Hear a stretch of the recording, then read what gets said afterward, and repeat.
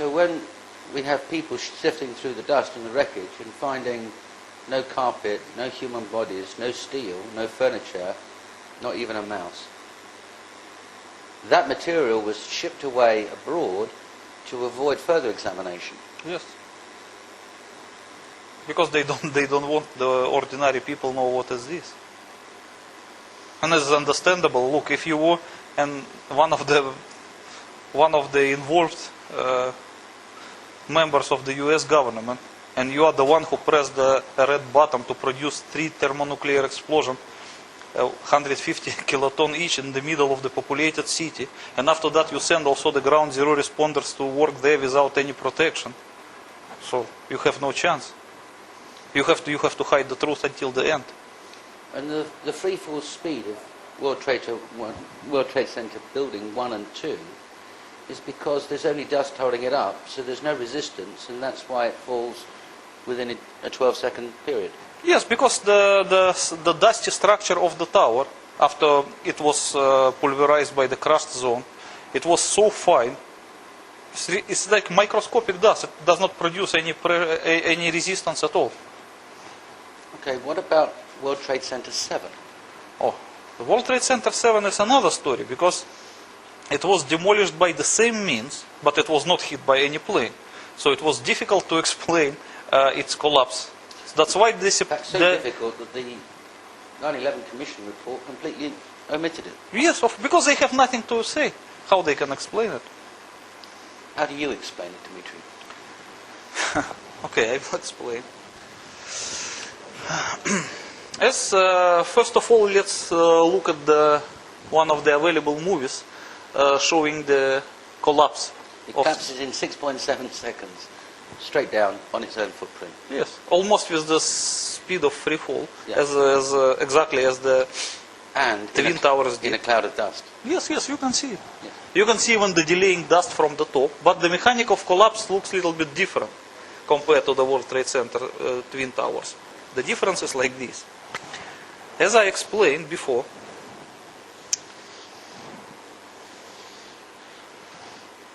of the height. This is the height of the twins, World Trade Center 1 and 2. And this is the height of the World Trade Center 7.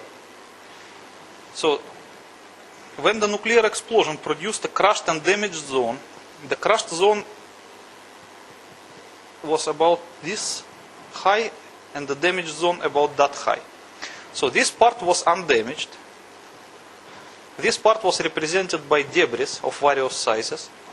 And this part was a complete dust. So this one is complete dust.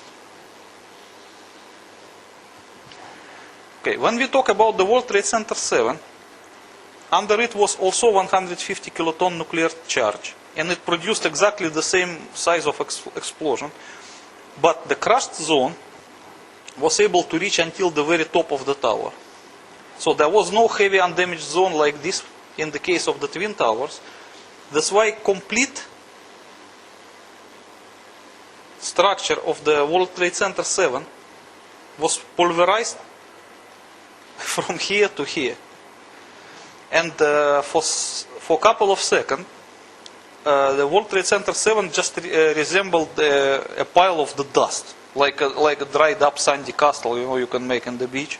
So once it was pulverized under the pressure, under gravitational forces, it began to disintegrate, and it slowly began to crash from downwards, and then it went down and just disappeared, as just any dusty structure would. Yes, as you can see, it goes as if there's no foundation or nothing. It just goes straight down. Yes, you can see in that movie, yes. And you can see that once it started to go down, there was some delaying dust. You can see it clearly in the movie, on top. And there were actually two sources of dust. One is on top and one is from below. So the below dust was ascending, and the dust from above was delaying, because the structure went down too fast. So the dust from above cannot catch up with it. So that is the proof that it was pulverized completely. And those people who work at the World Trade Center 7 spot, they cannot find any debris as well as at the there's spot. Nothing, just dust. Not even a mouse. Nothing at all. And Okay. there is another thing that the American government attempted to blame World Trade Center 7 demolition on the same portable nuclear devices of Osama bin Laden as they did with the World Trade Center 1 and 2.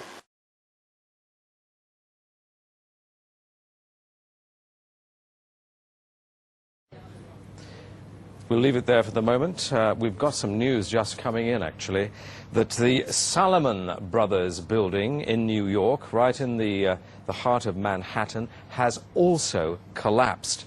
This does fit in with a warning from the British Foreign Office a couple of hours ago to British citizens that there is a real risk.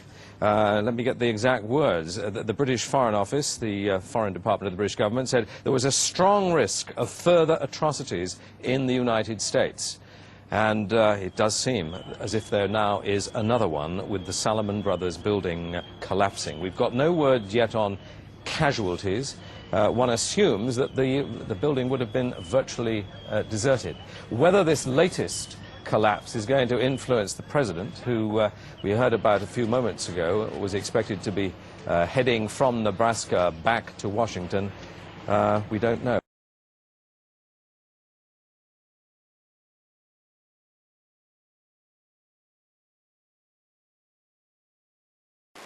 You can look at this Spanish El Mundo newspaper, Yes. which was released a few days after September 11, and you can see clearly the number of portable nuclear devices ascribed to 3. Osama bin Laden is 3, not 2. 3 So- Ukrainian Yes, nuclear devices. yes, you can see even their numbers and their models according to the Soviet classification. So that's part of a cover-up story Yeah. to patricians. Yes, yes. Look, it's To the very middle strange. level of the... Right. Yes. What do you suggest is the reason for the destruction of World Trade Center 7? World Trade Center 7 was a command center of the entire World Trade Center complex. So the nuclear devices, they were not kept under the World Trade Center 1 and 2.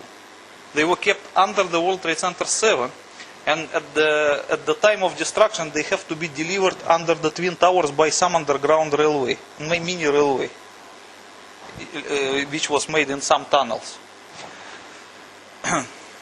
As you can see that many people cannot explain why the first tower was hit by the plane, collapsed second, and the Yes. vice versa. Yes. The explanation is very easy. This is the structure of the World Trade Center complex. So this is the World Trade Center 7, and this is the Twin Towers.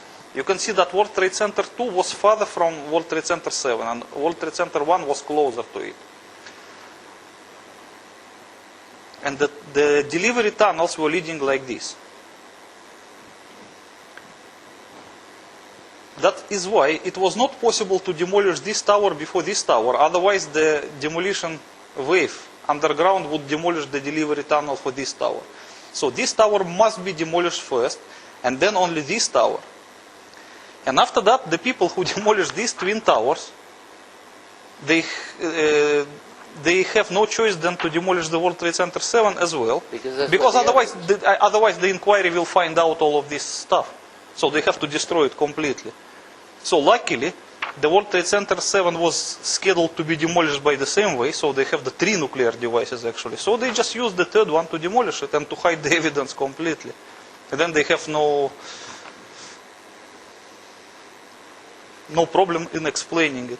At least it would be easier to hide the fact that the World Trade Center 7 was demolished, as they did in the actual report of September 11 Commission.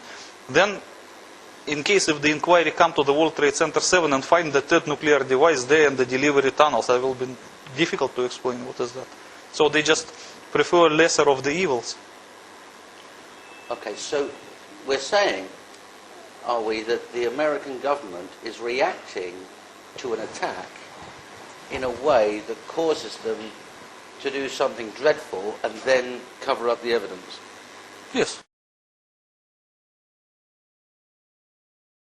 So we're saying, are we, that the American government is reacting to an attack in a way that causes them to do something dreadful and then cover up the evidence? Yes.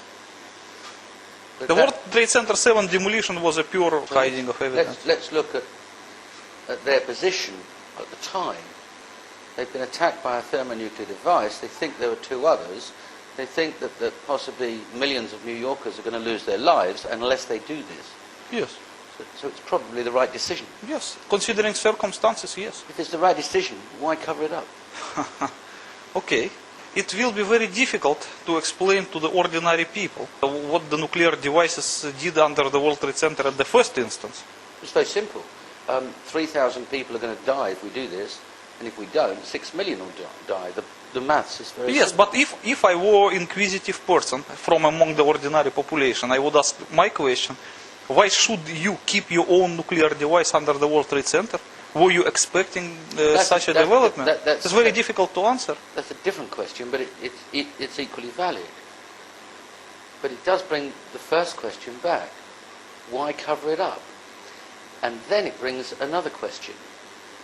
Why launch two wars against two Muslim countries and stir up hysteria and anti-Muslim hysteria almost throughout the world on the basis of something that you know isn't true? Oh, I think that is just a very common step of political technology. You know, it's described in the 1984 by Orwell, so everybody knows it. Like, for example, when there was a first nuclear bombing against American Marines in Beirut in 1983, the first thing what the American government did the next day, they made a Grenada invasion, just to distract the public attention from the nuclear explosion in Beirut towards the occupation of Grenada. Yeah. So, but it was a smaller thing. But September 11 was much bigger event, so the war should be bigger to distract the public attention appropriately. It's understandable. Okay. World Trade Center Building 7 housed the largest, outside of Washington, the largest Secret Service office. It housed the emergency operational center for the mayor of New York and police and fire departments. It housed material, legal material for the American government. It was a very important center. Have you thought of other reasons why that building particularly would be destroyed when buildings that were between there and the World Trade Center buildings 1 and 2 were not destroyed? You know, many conspiracy theorists believe that the main reason for destruction of World Trade Center 7 was that there was some incriminating materials kept in it. But when it comes to me, I don't think so. I think that it was just accidental. It's a coincidence. So that the primary reason for destruction of the World Trade Center was that because the entire demolition scheme of the World Trade Center was based on it, in it. So the delivery tunnels were leading from World Trade Center 7 underneath of the Twin Towers. And the actual nuclear devices, all three were kept under the World Trade Center 7, where it was easy to maintain them. So, and they just need to destroy that. When they decided to press the button, would it be an instant thing? Would it be bang? Or would there be some kind of a safety device? Or there should be some alarm that should ring in the dangerous area which is about to be demolished. And if you read the carefully timetable of September 11 events, you will find out strange thing. Early in the morning, September 11, this alarm system was turned off. And nobody can explain why. So when they actually pressed the red buttons to demolish the World Trade Center, and they pressed them inside the World Trade Center 7, there was no alarm signal produced. But that would presuppose that they knew about the attacks ahead of time. No, I think it was some kind of conspiracy. Okay. Dimitri, in the book you explain in very clear detail the positioning of the charges and the effect on the other buildings within the World Trade Center complex. Can you explain how you made those calculations? It's quite easy. If you look at the entire picture of the World Trade Center, no better we can see it in the bigger one. You can see that 3 buildings were pulverized. Yes. It's a building 7 and building 1 and building 2. And the rest of buildings were just damaged but not pulverized. And what is very interesting is that a building behind World Trade Center 7 was also damaged. And as you can see, it is very easy to understand why. Because the building 7, oh, better see it here, it has the form of, I don't know how they call it. A trapezium. Yes, trapezium form. And understandably, if you want to demolish this building, you have to position your nuclear charge here, at the middle of the imaginary circle. Yes. Okay? Otherwise, it will not embrace the entire building. So, like, as you can see from this picture here, the building 7, in this case, occupies half of the circle. Yes. And the other half of the circle slightly touches the building on the other side of the road, which Yes. you call Fitterman's Hole. And you can see the actual damages Yes. on this photo, yes. Yes.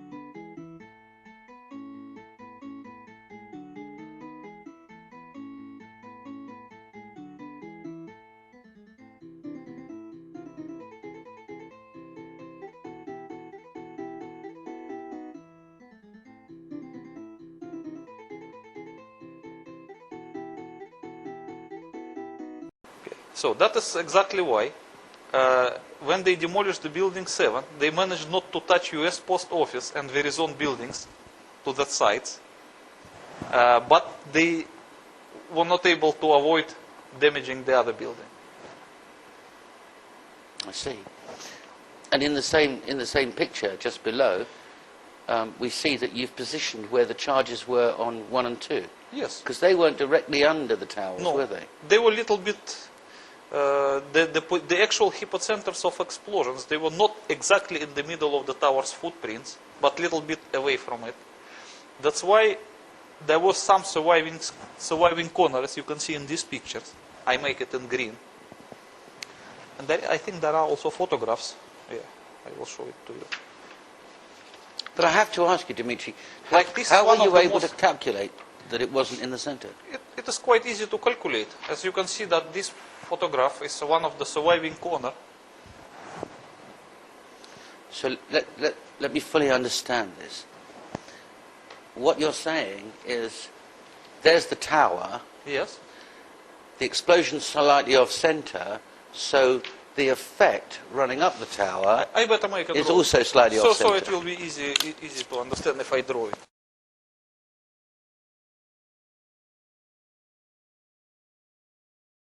Okay, let's imagine that this is our tower.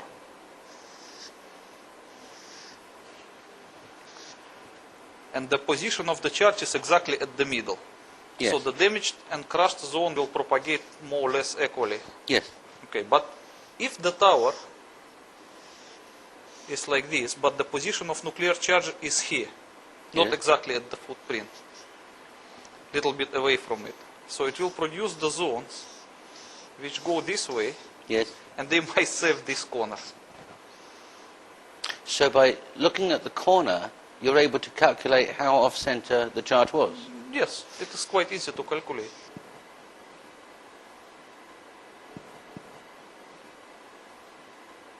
Well, can I ask you then, what happens to the blast wave when it gets to the surface and hits the atmosphere? It can't be called blast wave, we would better call it crushing wave. Crushing wave. It will just pulverize everything on its way. So it will pulverize the part of the tower and also part of the Pavement. remaining of surface here. Yes. But what happens when it hits the air? Nothing. Because it's like compression wave. It will not. So it's compressing only where it meets resistance Yes. and pulverizing anything that resists. And Apparently if you it can't gets into the pulverize air, then air, so it's just Right. air. right. I understand. I understand. So you were able to look at the damage and calculate exactly where the zero box would have been. Yes, it is quite easy to calculate if you look at this picture. This one is an aerial photograph, and it's a bigger one, and this is official photograph, as you can see. Mhm. There is a credit of September 23. You can clearly see that hypocenters were here, here, and here. Oh, you can see it in the bigger photograph. It's clear. You can just see it. Okay. And I would say that I was not alone who arrived to this conclusion, because there was one famous French writer. Actually, you can see his drawing here. Yes, yes. Yes. And as you can see that he positioned his charge exactly as the same as in my calculation. And his In between the twin, one of the twin towers and the Marriott Hotel. Yes. And he positioned it also 50 meters below the ground, the lowest underground foundation of the tower, meaning 77 meters. But his story was slightly different. He was saying that there was a secret nuclear reactor underneath that exploded. Okay. First of all, you have to understand that nuclear reactor cannot explode. It can melt, but it cannot produce the explosion. Neither in the sense of nuclear explosion nor in the sense of ordinary explosion. Because the nuclear reactor is something which it does not contain any explosive thing. It cannot explode. Just walk us through that. A nuclear reactor causes the fission to create heat, to create energy. Yes. Well, isn't that what a nuclear bomb does? No, because nuclear reactor, by the way it is constructed, produces heat which heats the vapor, and the vapor in turn runs some engine which produces electricity. Okay, that is how a nuclear reactor works. And the nuclear reaction in nuclear reactor and nuclear reaction in the nuclear bomb, they are different. And you also need the different quality of material to produce a nuclear explosion in the sense of explosion and the nuclear reaction in the reactor. But this French author who writes so carefully about an underground reactor must know this. And must therefore know that there's no such thing as a nuclear explosion. It is not even by school people, this is elementary knowledge.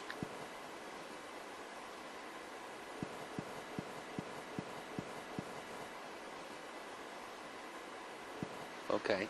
And I guess that there is something wrong in his book, but I don't know what exactly wrong. First of all, why should the US government have a nuclear reactor under the World Trade Center if they have enough electricity supplied to it? It's just ridiculous. It doesn't even make nonsense, does it? Yeah, it doesn't make any sense. First of all, there is no reason for American government to have underground nuclear reactor. Secondly, even if they would have it, why they should keep it secret? Because he claimed that it was a clandestine nuclear reactor, which is nonsense. Right. And the third, the nuclear reactor, clandestine or what, it cannot explode anyways. So his story doesn't make any sense. But as you can see in his drawing, his alleged nuclear reactor in quotation mark was positioned exactly at the right spot, as the real nuclear charge of 150 kiloton was really positioned. Yes. Now, I've only read in your book where you refer to him. I haven't read his book. But it's clear to me that it would make nonsense to put 3 nuclear reactors under 3 different buildings. But that person does not claim about the World Trade Center 7. He limited his claims to 2 nuclear reactors only. The one for the World Trade Center 1 and the other one for the World Trade Center 2. He just avoided mentioning the World Trade Center 7.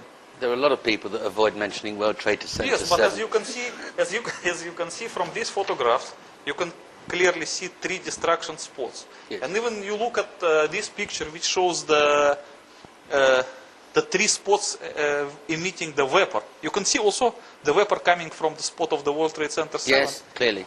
Okay, and if you see this report, the article in New Scientist magazine, written by one of the firefighters, he claims that under the World Trade Center 7, there was exactly the same hot spot as under the Twin Towers.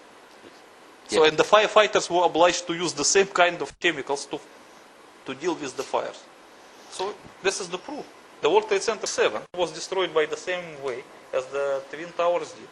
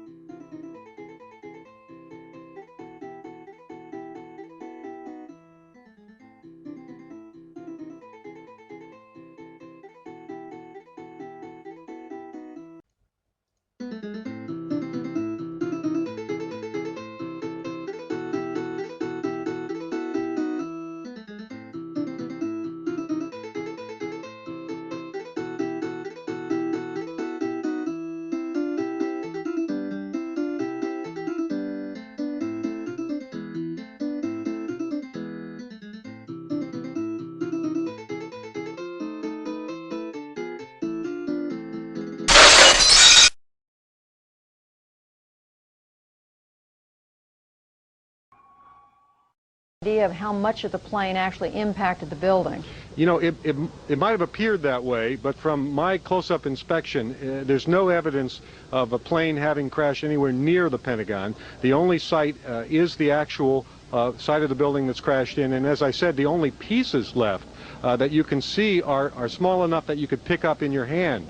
There are no large tail sections, wing sections, a fuselage, nothing like that anywhere around, which would indicate that the entire plane crashed into the side of the Pentagon and then caused the side to collapse. Now, even though if you look at the pictures of the Pentagon, you see that the floors have all collapsed, that didn't happen immediately. It wasn't until almost about 45 minutes later that the structure was weakened enough that all of the floors collapsed.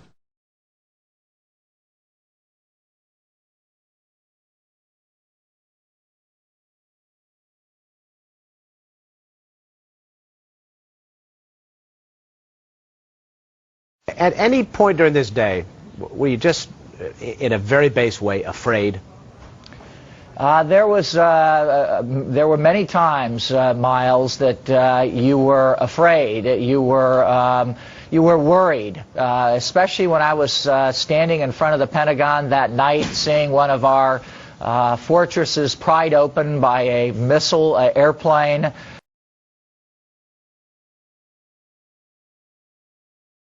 Fortresses pried open by a missile. Fortresses pried open by a missile. Fortresses pried open by a missile airplane. A missile airplane. A missile airplane. A missile airplane. A missile airplane. A missile airplane. A missile airplane, a missile airplane. Now let's hear from some eyewitnesses who were here when this all happened. There was a massive explosion and absolute chaos afterwards. We heard it happen and everything shook and the ceiling started to fall. And, I thought it was because there was generators and things. We just thought something, there was malfunction, something exploded. Generators and things. We just thought something, there was malfunction, something exploded. I mean, it was like a cruise missile with wings. Went right there and slammed right into the Pentagon. I mean, it was like a cruise missile with wings. Cruise missile with wings. Cruise missile with wings. I want to talk about the Kursk and the origin of the granite missile. There are some interesting things that you refer to in your book with some clear pictures about what happened to the Kursk missiles and the missile silos after the submarine was recovered. Can we talk about that for a moment?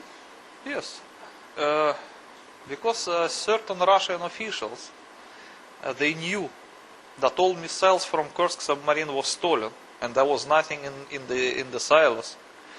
And they did not want the recovery workers and the rest of the involved people to know of this fact.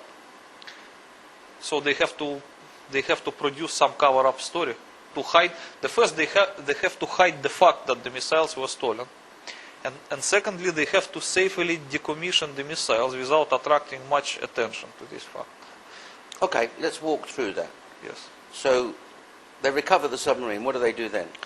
Before they recover submarine, they send some special unit of the divers with a strange instruction to fill the empty tubes which supposed to host the granite missiles with a certain fast setting foam, and then seal the lids.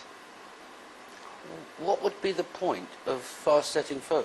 The point was that to hide the non-existence of the missiles, but the official version, of course they have to produce some official version, was that they have to use that foam to prevent missile from, how do you call it?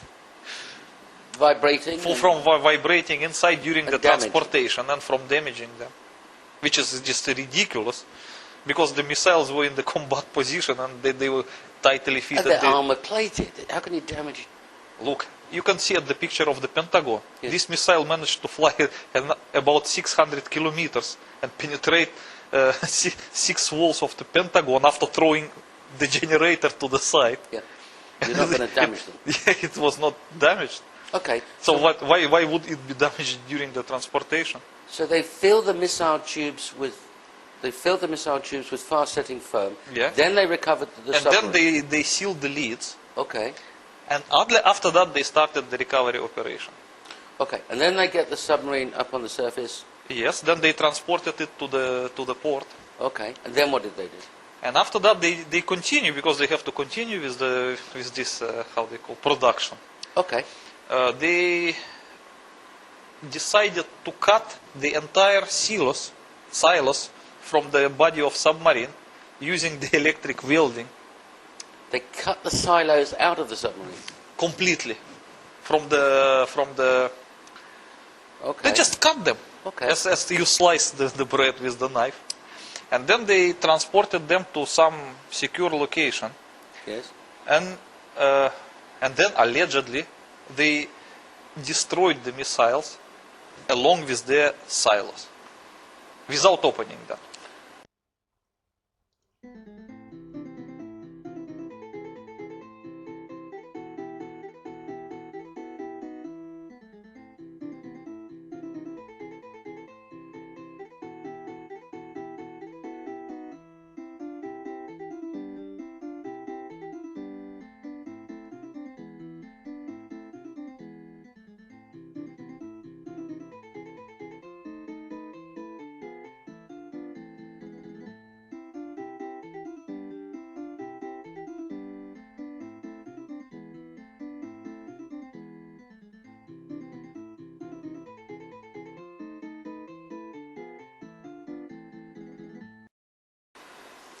So Dimitri, what would they do with the silos once they've been cut out of the submarine? So then the story continued. They produced the public story that the missiles were allegedly so badly damaged that the silos cannot be opened because it's too dangerous. Okay. And then they delivered this missile to some remote area, buried them into some trenches, and allegedly destroyed them with ordinary explosives. But if you analyze what they publish in the media, it seems that they were destroyed by the portable nuclear devices, just to make sure that they will be completely destroyed. Because you cannot afford to destroy such things with ordinary explosives, because something will remain. And the people still can find out there were no missiles inside. So they should use some portable nuclear devices like a mini nukes to do the job. And it seems that it was so.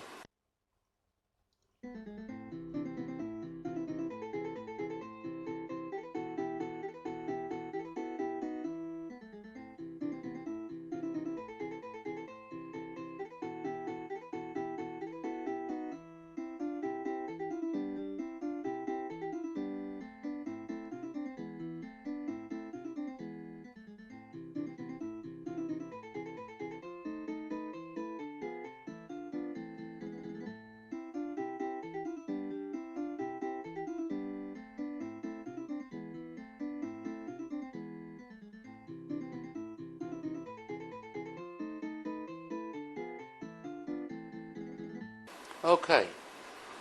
So that means they were completely destroyed. Okay. And nothing remained of There's them. no evidence. Yes, because you know when you use the portable nuclear device to destroy a missile, there will be nothing remain. Going back to your military experience, what should have taken place? If the missiles were there, Yes.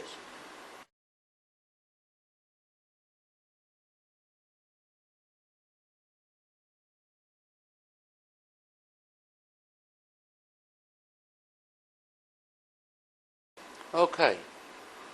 so that means they were completely destroyed Okay. and nothing remained of There's them. no evidence.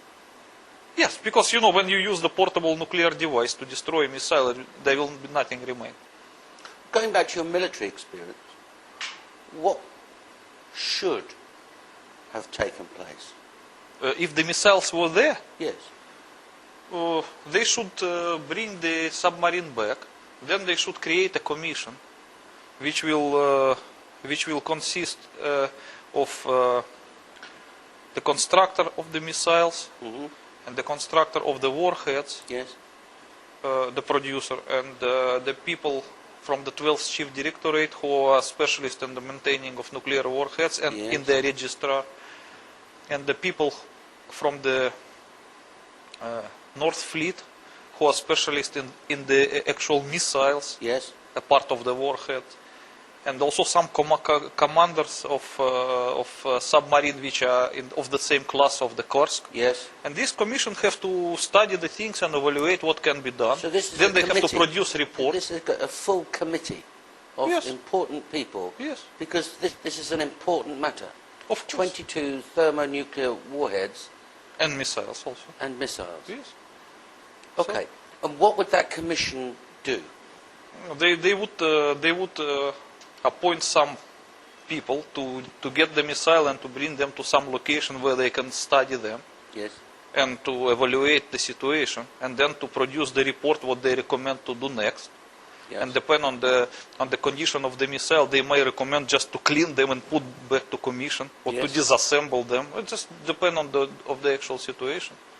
The commission may decide, Right. depending on what happened with the missiles. Presumably the component parts of a thermonuclear warhead are valuable. Of course, because they contain a very expensive nuclear materials. How expensive? Oh. The problem is that because they don't sell it at a market price, there is no market price. But still, I guess that a kilogram of weapon-grade uranium should be,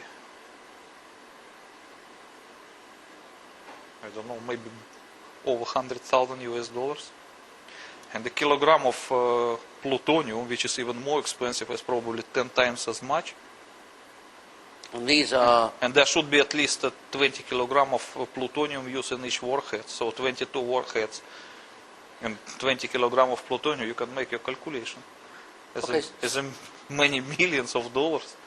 Okay, so weapons-grade plutonium, and Uranium. weapons-grade uranium, Yeah. is an extremely valuable item, but it's also an item, presumably in Russia, which is carefully controlled. Of course. Of course, because it's a weapon-grade material. They're afraid that such a thing can go to some country which is supposed not to possess it, and that they can produce the nuclear weapons. They have to observe the non-proliferation treaty. So and they're afraid of terrorists also. Sure. So there are clear, designated control factors that have to be observed within Russia. Of course, and besides of all, you know that the weapon-grade uranium, even though you don't really need to be used as a weapon, you can still use it for diluting the other uranium to produce reactor quality uranium. Right. And so you can always find use of it. So you're never in your wildest dreams throw it away? No, why should you? It's like a gold, it's more expensive than gold. Why should you throw the gold? Have you any experience in your time in the 12th Directorate of ever this kind of material being thrown away before? Look, I was not particularly the specialist in the nuclear materials. Mm-hmm. As I told you, my specialty is a little bit different, but I can confirm for you that is for sure not. Okay. When some nuclear warhead is to be decommissioned, the material from it will be in the most of the cases, this warhead will be simply remade into something newer. So the material will come out and turn into something else? Probably it will be just used in the next warhead, in the next generation of warheads. Okay. Or, if they don't want to use it in the warhead, they will just keep it as a material for the next use, or they may also use it in diluting the natural uranium to produce the reactor quality of uranium. I mean, they will always find use of it. But they were not going to leave it round by the bike sheds, you know, to get round to when they want to. It's going to be carefully stored in a careful... Of course. It's a tightly controlled material. Okay. So your only explanation for the destruction of the missile and the warheads coming from the Kursk is that they weren't there, and that's why they were destroyed, to hide the evidence? Yes. Because, of course, it would be embarrassing for the rest of the world to be aware that the Russians had misplaced 20 missiles. 22. 22 missiles. Well, 21. We know where one of them is. Yes. Okay. And some American officials believed that 2 of them were used, I mean the warheads used in the planes that hit the World Trade Center. So that we can argue whether the terrorists still have 19 or 21. But no one will ever know, because if they were, they would turn to dust. Okay, so that's got to be the cause of some discussion between the American government and the Russian government. Yeah, of course. Backwards and forwards. And definitely it was. And there's no question in your mind that the destruction of the missiles and the warheads from the Kursk is a deliberate act to hide the fact that those missiles are no longer there. Yes. And you are saying to the rest of the world in your book and here that there are 21 missiles unaccounted for. 22 minus 1. Yeah. Yes. The one fired into Pentagon. Each with a thermonuclear warhead. Of half megaton. Of 500 megatons. 500 kiloton or half megaton. Okay. A 500 kiloton warhead detonated in the middle of London. What would that do? It depends on how high will be the altitude. If let's say the altitude will be a half kilometer, it will just destroy the entire London, I guess. If on the ground level, maybe a little bit less, maybe 70%. But the most of London will be destroyed in any case. It will be like a big Hiroshima, 20 times as much. Let me be absolutely clear on what you're saying and what you said in the book. This material is unaccounted for. This is the evidence. Here is the book detailing who did it, what happened, and everything else. This is my evidence. This is my testimony. Prepared to go to court. I've been to the American. I've given you the book to the American embassy. I've given it to the French embassy. All the information. Yes. And the American embassy, just help me with this, haven't come back to you and said, can you tell us about this? No. Because they already know. They haven't come to you and said, is there anything that you can tell us that will help us to find out where these other missiles are? No, definitely not. Even if they thought you were stark raving mad, and I'm sure that they don't, why wouldn't they come to you and say, can you help us with these? I was surprised either. But it seems that they are satisfied with what they know. That could only bring one explanation. No, actually there could be two different explanations. One is that they are satisfied with what they know. And the second thing, that the high-ranking officials just told to those low-ranking who talked to me not to talk anything about this and just forget the matter. It might be both. It might be that those guys were ordered by their superiors not to continue this inquiry. I beg to differ. I refuse to believe that senior officials within the American government would ignore the possibility that there might be 21 missiles somewhere unaccounted for. The only explanation that I can think of, subject to what you may say, is that they already know where they are. I don't know. I have no explanation either. Okay.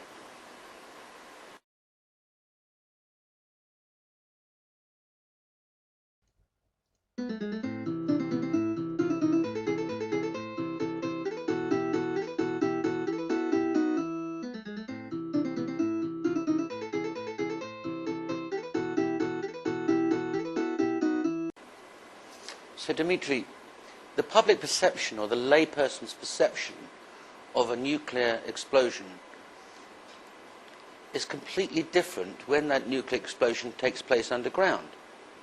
When we were first informed that there's a possibility of a nuclear explosion taking place in Manhattan, we dismissed that as nonsense. That can't happen. There's no mushroom cloud, there's no radiation, there's no destruction. And now, having explained that it's underground, all of the energy and all of the things that we associate with a nuclear explosion take place underground. And it's only an associate effect that causes the demolition of the World Trade Center buildings. Yes, it's probably a psychological problem why the people cannot believe that it was a nuclear event, because they expect to be something as in Hiroshima, burned bodies and burned buildings and a lot of radiation. But in reality, as you can see, it was just an ordinary nuclear explosion underground. So the effects were corresponding, and it is well known to specialists anyway. Well, we've also got the timing issue, because the South Tower's hit at 9:16, the North Tower at 8:46, the Pentagon struck at 9:37, discovered to be a thermonuclear device. At 9:59, the South Tower is collapsed or demolished. So that would be well within the comfort zone of a decision being made and the button being pressed. Yeah. It was quite a short time in between. And then at 10:27, half an hour later, the destruction of the North Tower. So there's a kind of cause and effect to your story. Why? There is a cause and effect.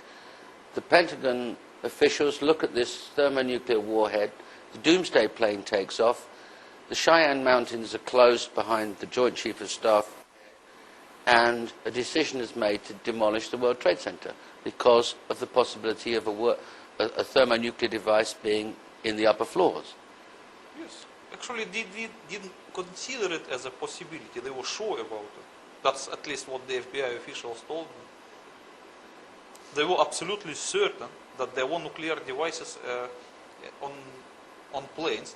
As also, you can see from this Pat Dawson is close to the scene of that attack. Pat?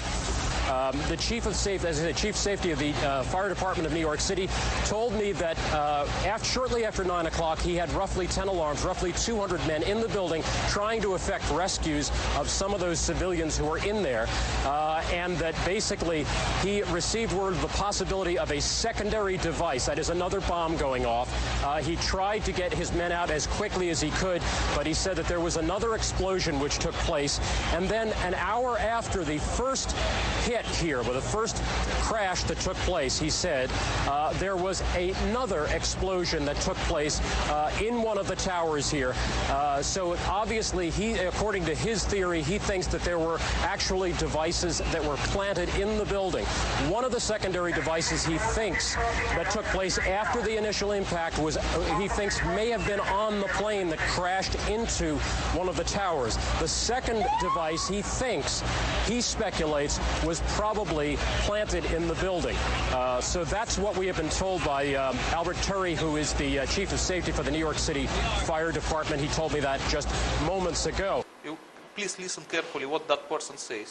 One of the secondary devices he thinks that took place after the initial impact was, he thinks, may have been on the plane that crashed into one of the towers. The second device he thinks, he speculates, was probably planted in the building. Just listen. According to his theory, he thinks that there were actually devices that were planted in the building, planted in the building, planted in the building, planted in the building. One of the secondary devices he thinks that took place after the initial impact was, he thinks, may have been on the plane, may have been on the plane, may have been on the plane, may have been on the plane. He talks about two nuclear devices. And this is the chief of safety for New York Fire Department. He talks about certain devices built in the tower and another explosive devices were in the planes. May have been on the plane, may have been on the plane. This is the answer. So he confirms that there were devices planted into buildings and devices in the plane. Leading us to only one conclusion. So yes, that is exactly corresponds with what the FBI officials told me.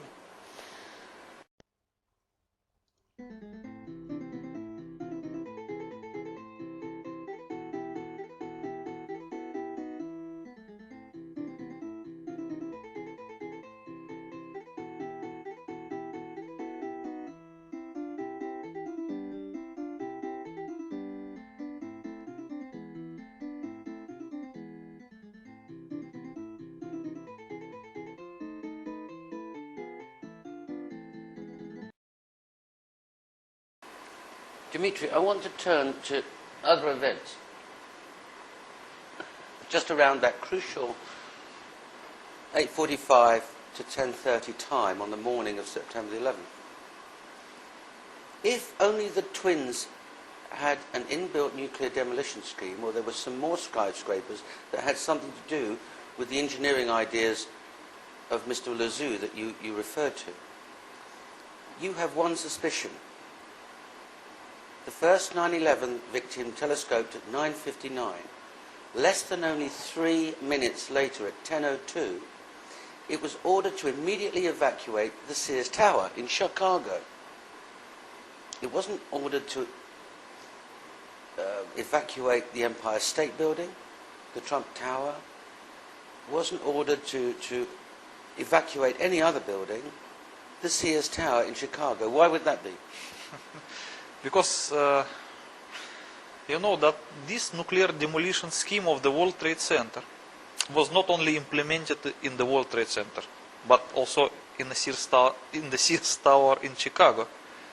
So once the American officials were obliged to press the red button to demolish the World Trade Center, they were obliged to evacuate the Sears Towers, because it might follow the same thing, and they don't want to kill people. The Sears Tower in Chicago has been evacuated, and we continue to check on the circumstances there. The Pentagon, the State Department, and the White House have been evacuated in Washington as well. The President has,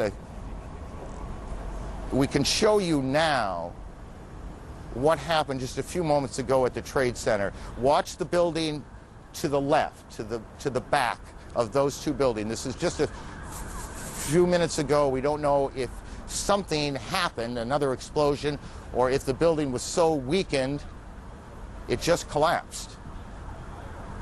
But is it true then that you knew that there was a demolition scheme for the Sears Tower? You know, I can tell you honestly, I knew it for sure only about the Twin Towers of the World Trade Center. But I have the rumors. I heard the rumors about the Sears Tower as well, but in the form of rumors only. So you suspected there was a scheme in respect of the Sears Tower, but you didn't know it? Yeah, I can't be sure, but it looks like. Looks like it? Yes, because this explains everything. And what I heard, that Chicago building code was similar to New York building code. And unless you provide the demolition scheme, you cannot build a skyscraper in Chicago. But your testimony is graphically clear. Let's understand it. You knew about the Twin Tower schemes. Absolutely. From I your knew it from position. my service. Yes. But you only assumed afterwards there was one in the Sears Tower. I heard the rumors, but I heard the rumors of that. Okay. Thank you.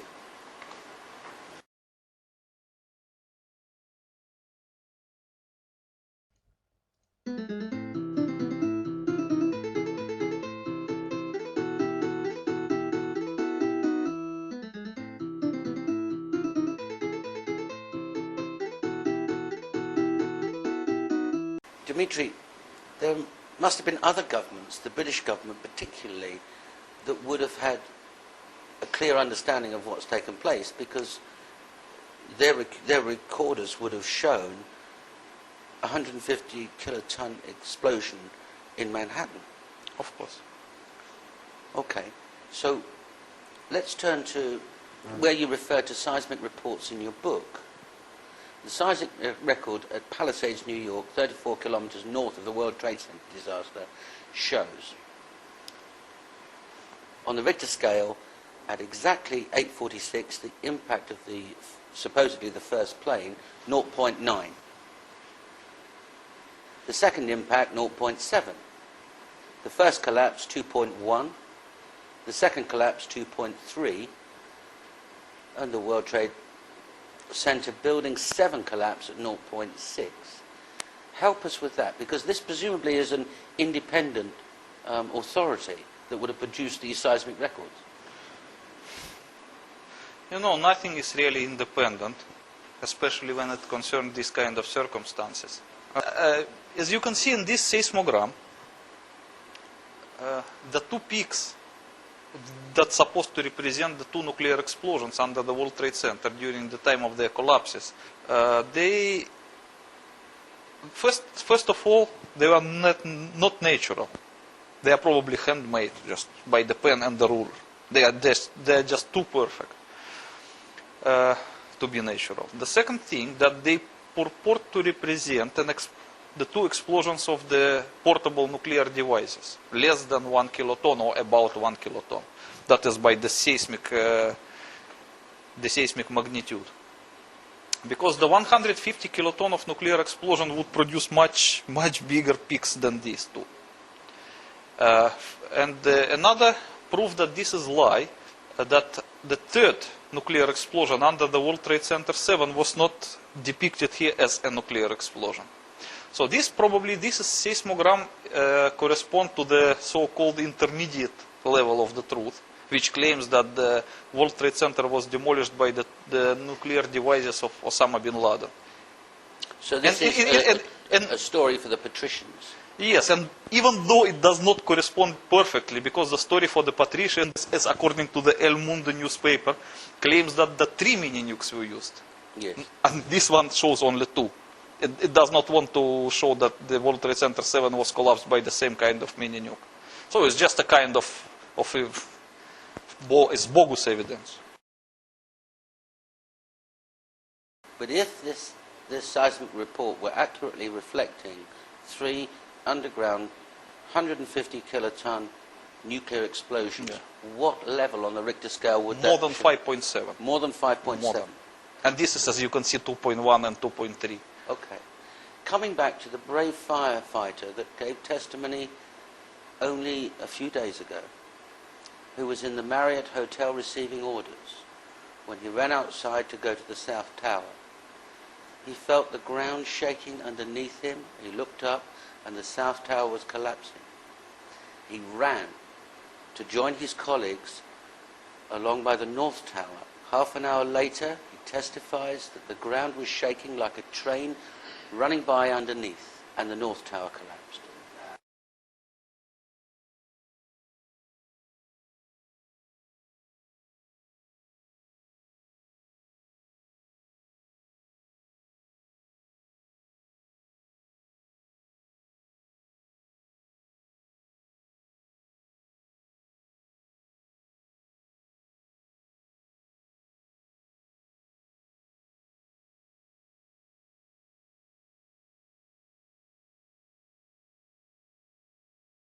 And he escaped with his life, thank God.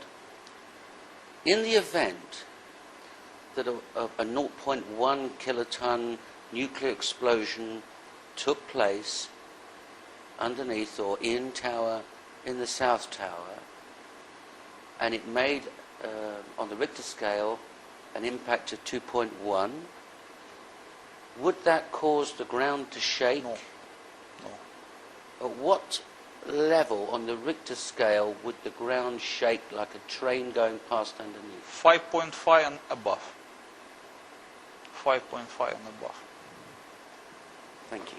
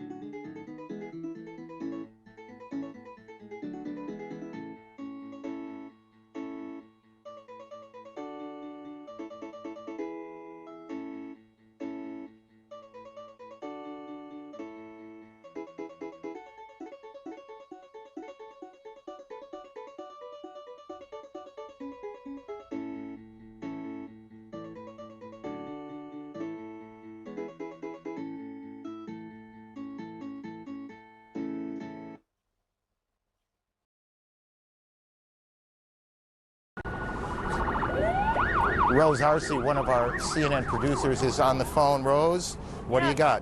I'm about a block away, and there were several people that were hanging out the windows right below where the plane crashed, when suddenly you saw the top of the building start to shake, top of the building start to shake, top of the building start to shake, top of the building start to shake, top of the building start to shake, top of the building start to shake, top of the building start to shake.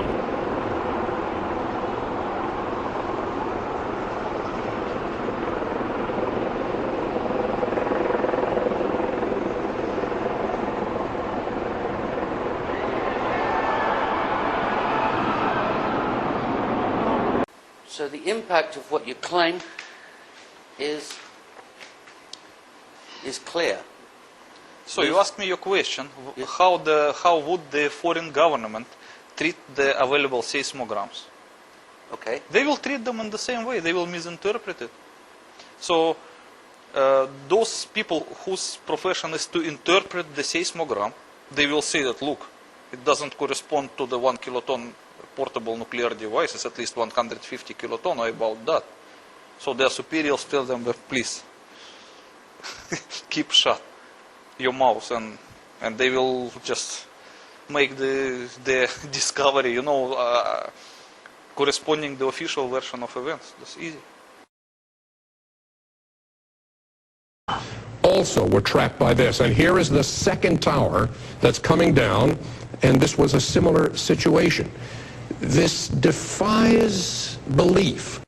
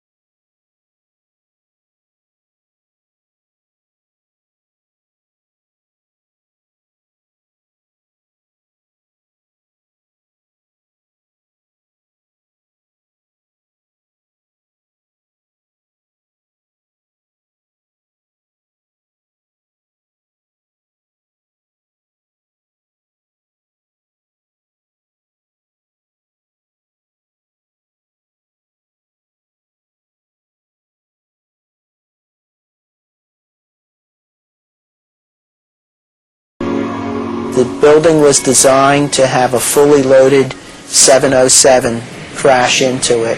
That was the largest plane at the time.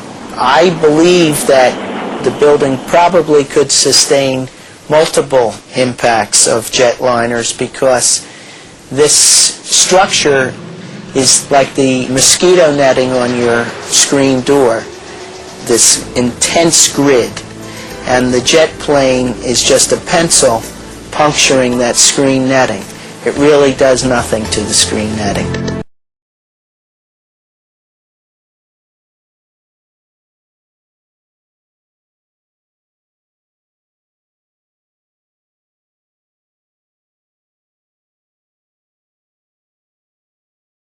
Right now we want to go to our affiliate NYW reporting on this as we speak. With a little girl in his arms. Did you see what happened, sir? Did you see what happened? What happened? Well, I was in the past train, and there was a huge explosion sound. Everyone came out. A large section of the building is blown out, around like the 80th floor. Was it hit by something, or was it something inside? It was inside. Because it looked out, everything was coming out. No second plane. It was a bomb. Bombed in the building, not second plane. That was a bomb. Who said the second plane? That's what we're told, the second plane. We saw it on television. Everything.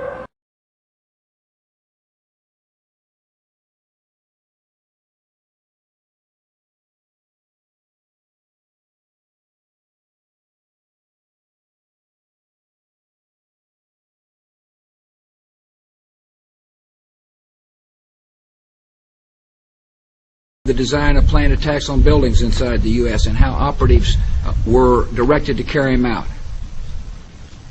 That is valuable information for those of us who have the responsibility to protect the American people. He told us the operatives had been instructed to ensure that the explosives went off at a point that was high enough to prevent people trapped above from escaping.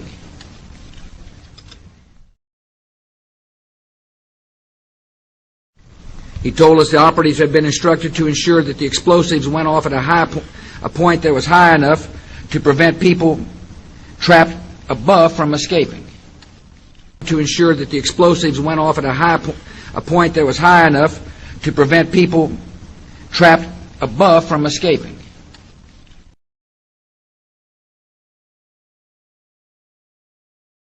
The design of planned attacks on buildings, the design of planned attacks on buildings, the design of planned attacks on buildings, the design of planned attacks on buildings inside the U.S. and how operatives were directed to carry them out. That is valuable information for those of us who have the responsibility to protect the American people. He told us the operatives had been instructed to ensure that the explosives went off at a point that was high enough to prevent people trapped above from escaping. To ensure that the explosives went off at a point that was high enough to prevent people trapped above from escaping. To ensure that the explosives went off, to ensure that the explosives went off, to ensure that the explosives went off at a point that was high enough to prevent people trapped above from escaping.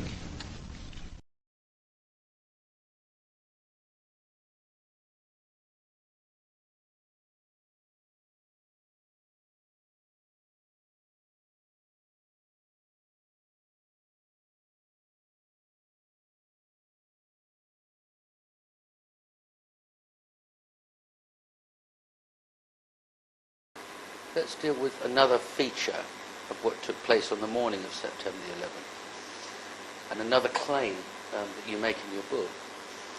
You claim that there were no planes, yet there are 4 flights full of people. And you claim in your book that they were probably shot down. I believe that 2 planes that supposed to hit the World Trade Center Twin Towers, allegedly, they were just stolen, they were empty, and they were just sunk in some way in Atlantic Ocean, just to hide the evidence. Okay. And then their digital images were used for manipulation to create the story for that these 2 planes hit the World Trade Center. I'd say the whole takes about, looks like 6, 7 floors were taken out. And there's more explosions right now. Hold on, people are running. Wait, hold on just a moment. We've got an explosion inside. The building's exploding right now. You got people running up the street. Okay. Hold on, I'll tell you what's going on. Okay, just put Winston on pause there for just a moment. Okay, the whole building just exploded some more. The whole top part. Okay. The building's still intact.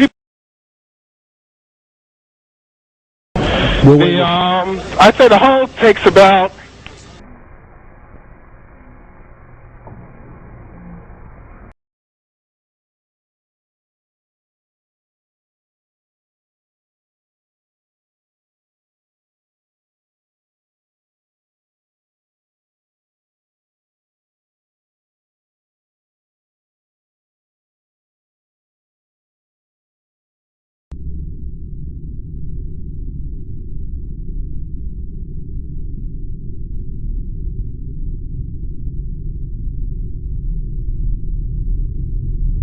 and there's more. I'd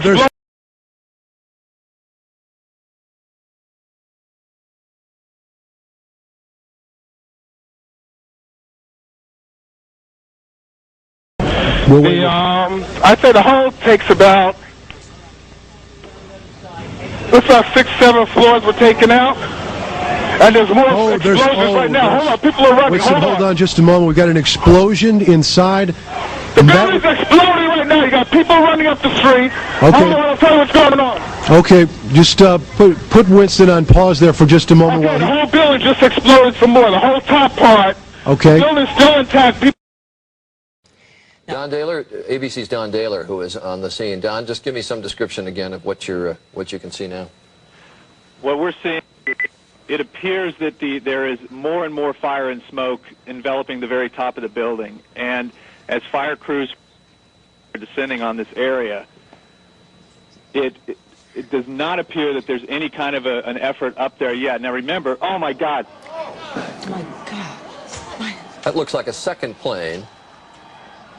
I did not see a plane go in. That just exploded. I did not see a plane go in. That just exploded. I did not see a plane go in. That just exploded. I did not see a plane go in. That just exploded. We just saw another plane coming in from the side. You did. That was out of Yes, and that's the second explosion. You could see the plane come in just from the right-hand side of the screen. From the right-hand side of the screen. From the right-hand side of the screen. You could see the plane. You could see the plane come in just from the right-hand side of the screen. From the right-hand side of the screen. From the right-hand side of the screen. From the right-hand side of the We want to share with you what we do know. We're getting scattered information coming in about the planes that have crashed and which planes have crashed where.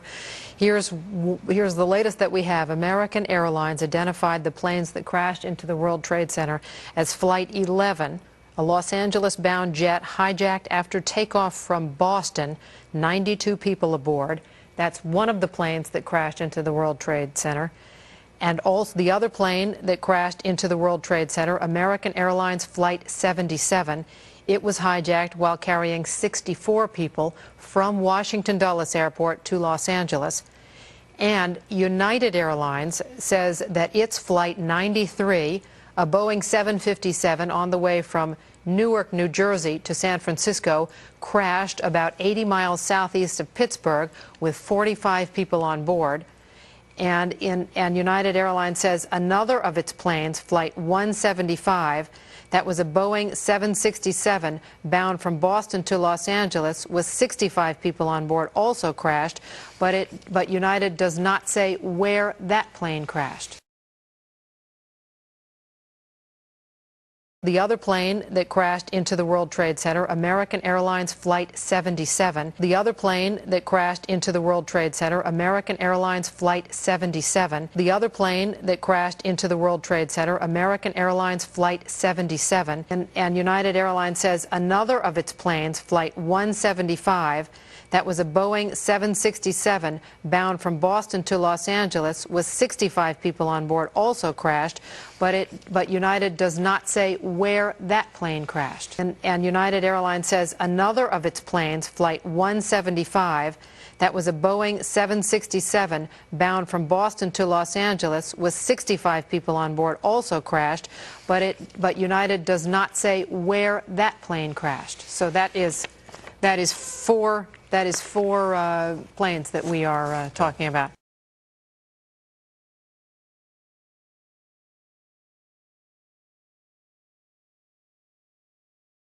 We are hearing from eyewitnesses who were in the area at the time that they saw an aircraft slam into the south side of the Pentagon this morning. There was one eyewitness who said that there were no markings at all on the side of the plane.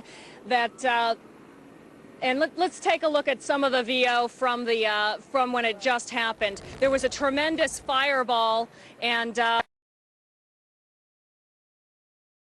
we are hearing from eyewitnesses who were in the area at the time that they saw an aircraft slam into the south side of the Pentagon this morning. There was one eyewitness who said that there were no markings at all on the side of the plane. No markings at all on the side of the plane. No markings at all on the side of the plane. No markings at all on the side of the plane.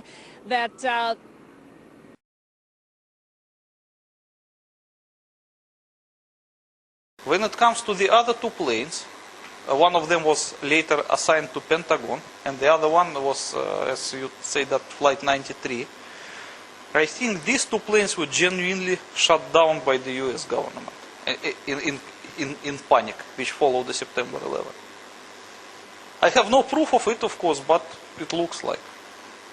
Well, the only evidence we've got is in Shanksville, Pennsylvania, where United Airlines Flight 93 crashed, so we're told, at 10:06 on that morning. The last hero wasn't found on the ground, but rather in the air of United Airlines Flight 93. Before the plane crashed in Pennsylvania, passenger Jeremy Glick told his wife by cell phone that he and his fellow passengers had a plan to resist the terrorists by possibly tackling them. He knew there was a good chance he would die trying. Before the plane went down, he told his wife to have a good life and take care of their 3-month-old baby girl. In the end, United Airlines Flight 93 was the only hijacked plane that day not to hit a major target. Jeremy Glick, a hero who would not live to hear himself praised. But there are also recordings of conversations between passengers and people on the ground during the course of the end of that flight. Look, this was just a kind of fake evidence produced later to cover up the story. First of all, you have to understand that the mobile phone tower, the center of the mobile cell, cannot transmit the signal over 2 kilometers. So when you switch on your mobile phone, it will connect itself to the nearest tower within maximum 2 kilometers distance. Yes. So once a plane is flying at the altitude of, let's say, 8 kilometers, it's simply too far to reach any tower. It's more than 2 kilometers, 4 times as yes. much. It's just not possible yes. to connect your mobile phone to any ground tower. So it's just technically impossible. Any communication engineer will tell you that. Dimitri, in the case of United Airlines Flight 93, crashed in a field in Shanksville, Pennsylvania. There were no engines, there's no tailplane, and when the coroner examined the scene, he said after 20 minutes there stopped being a coroner because there wasn't a body and there was no blood. Later reports are that part of the wreckage landed 3 miles away. How do you explain that? First of all, I would like to stress that a main purpose of my book was not to explain about the planes or to disprove the planes or no plane theory. The main point of my book was that I used to serve in certain department of the Soviet military which knew about existence of the nuclear demolition scheme of World Trade Center. Yes. That is why my primary point was to explain this to public. But when it comes to the planes, it was just like a secondary thing which I was obliged to research just to complete the book. It was not the main point. Understood. That is why when it comes to the World Trade Center demolition, I knew it for sure. Because I really know it. I knew it from my former service, and I know how to explain the mechanics of the demolition. But when it comes to planes, I was obliged to use publicly available sources. So my opinion is just my private opinion. Well, you express it in the book, why not express it? Yes. Okay, so the point is like this. When a plane falls down in result of anything, it usually falls down as a whole piece. So it should hit the ground as a whole piece and disintegrate while on the ground. Yes. If the plane was disintegrated in the air, that means something caused its disintegration there. It should be either a big explosion, which tear plane apart, or we also can presume that the plane was shot with the cannons, because the cannon is rapid firing.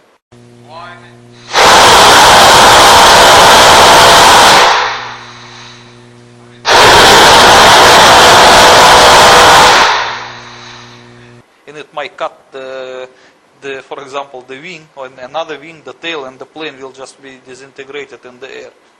So the pattern of the plane collapse in the case of the Flight 93 suggests that the plane was shot down, and not by the missile, by the cannon. Why not the missile? Because you know that all modern missiles and all modern planes have so-called IFF identification, friend or foe. So whenever plane flies, it always transmits the signal, I am a friend, I am a friend, I am a friend. And no guided missile can lock on such a plane because it's own plane. So it's just technically impossible. It's a means of protection. So in order to shoot your own plane, you cannot use your own missile. You can only use cannon. And you know, if you read carefully all publicly available sources in regard to that September 11 events, especially in connection with the Flight 93, you will find some strange thing. One of the American interceptors, I mean the fighter's plane of the US Air Force sent to intercept hijacked planes, came back with entire cannon munition spent. And nobody can explain why they managed to spend the cannon munitions. It wasn't on an exercise or anything like that. They claim it was an exercise, but look, who will believe that that exercise took place in the middle of September 11 events? When all the flights were restricted and all fighter planes were sent just to ground or to intercept the hijacked planes, and nobody would conduct such an exercise in the middle of these events.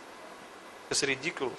Or the people who attacked the United States in New York, shot down the plane over Pennsylvania, shot down the plane over Pennsylvania, shot down the plane over Pennsylvania, shot down the plane over Pennsylvania, shot down the plane over Pennsylvania, shot down the plane over Pennsylvania. Now we come to one last feature, the hijackers. To have hijacked planes, you've got to have hijackers. Yes. And the FBI very quickly named 19 men. Flight 11, 5 gentlemen. Flight 175, 5 gentlemen. 5 on Flight 77 and 4 on Flight 93. In your book, you disclosed that of the 19 hijackers, in the case of American Airlines Flight 11, one of them's a Pakistan ISI agent, and 3 of them are found alive. In the case of United Airlines Flight 175, one's found alive, and one of them has an alibi thanks to the FBI. In the case of American Airlines Flight 77, 2 have alibis, and 2 are alive. And in the case of Flight 93, 2 are found alive, and one's a Christian. Yes. And as you can see that these photographs, they were not composed by me, they were from the official report of September 11 Commission. That is the official photographs. Yes. So it's your position that there are no flights, there are no planes hitting the World Trade Center, and there are no hijackers either. But look, if the September 11 Commission confirms that these are the hijackers, and they were found alive, that is by default dismisses the entire report of the September 11 Commission as lie. Yes, it does. Yes, that's why this September 11 Commission report has nothing to do with the reality. You don't need even to refer to it. It's just, I don't know what is that. It's a piece of a poor concoction. There's something else potentially seditious in what was published, because the interesting thing, all of these people, with the exception of one man, is a Muslim from an Arab country. Even that the one who was Christian, they claim that he was a Muslim either. They just made a mistake. They pick up the wrong personality. Well, there's one very interesting one, and that is this gentleman whose passport was found at Ground Zero. Yes. This is probably acquitted him. Yes. Because everything was burned at Ground Zero and nothing was found except dust. Yes. But how come that the passport of that person was found there? Unburned and intact. Unburned and intact. So this is planted evidence. And this fact that the evidence was planted automatically acquitted this guy. It provides him alibi. It provides him a very clear alibi. Yes. So is it part of your position that there were no flights and that all of these men are innocent and there's no evidence against them or evidence that they were ever involved? I believe that not all of them are innocent. Probably this person who is an agent of Pakistani ISI is not innocent. He probably agreed to participate in this one. This is Muhammad Atta, who received, just prior to the September 11 attacks, $100,000 transferred from the account of a senior official within the ISI. Yes. And if the FBI really believe that that person is a hijacker, they should accuse the Pakistani Secret Service of supporting the hijackers. Yes. And proceed against them very seriously. But as you can see that the American FBI did not proceed against the ISI, which is that means a proof of their collaboration. Well, there's more to it than that. They didn't even ask the general that sent the $100,000 yes. why he sent it. Yes, no question. But they're supposed to have this question. Why should that one of the hijackers receive funds from the Pakistani Secret Service? which are close allies of and work closely with the American Secret Service. Yeah, they are close allies because that General Mahmoud Ahmed, the chief of Pakistani ISI, at the time of September 11th, was in New York and he was having breakfast with one of the US senators. That's right. So he was quite handy to question if they wanted to question him. Of course. They can question him right on the spot. There's something else odd about the hijackers, because we find conveniently a copy of the Quran, some luggage, and the vehicle left by one of the hijackers at Boston Airport. And it has conveniently suicide note. But you know, any kind of planted evidence cannot be acceptable. But if the American government have made a tragic decision, then they have to come up with some planted evidence to prevent it from coming out. Of course, that is just a part of September 11 cover-up. Because after nuclear demolition of the World Trade Center, the American government was put in such a desperate situation that they could produce any kind of fake evidence just to distract the public attention from the real nuclear explosions. It's just as a part of the distraction. But it's your opinion that what the American government did was reactive. They reacted to something that somebody else did. Yes. And so they weren't perpetrators, they were just coverers up afterwards. Yes. I do not believe that the American government was a September 11 perpetrator. I'm sure that it was a victim put in extremely desperate situation that has no other way than to be indulged in that kind of cover-up. I understand. Dimitri, I have pressed you on the American position September the 12th, 2001 onwards. What would you conclude the various discussions between the American government and the Israelis, the American government and the British, and the American government and the French, and the American government and the Russians? You know, it's not easy to answer this question. I could testify only to what I know for sure. And the most part of this book describes what I know for sure. As I promised, I explain in this book who did it and how he did it. So when it comes to the consequences, discussions behind closed doors is a mere speculation. I don't know, because I was not a witness of that. So we can only guess. Like I can guess that discussion between American government and the Russian government primarily concerned where the Soviet-made missile with the thermonuclear warhead came from, and who should be responsible for that action. But still, I was not a witness to this discussion. But when it comes to the discussions between the Americans and French, and Americans and British, and Americans and Israelis, I simply don't know. It's very difficult. I don't like to speculate. I like to say what I know.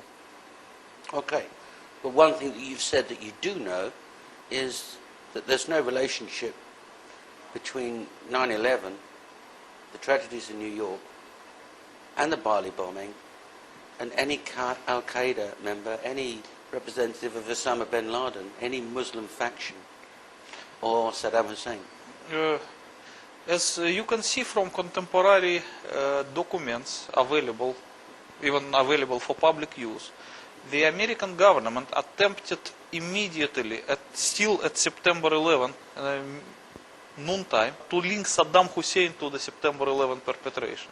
It's also described in my book. But strangely, if you read the official review of September 11 events, a report of September 11 Commission, Saddam Hussein has absolutely nothing to do with September 11.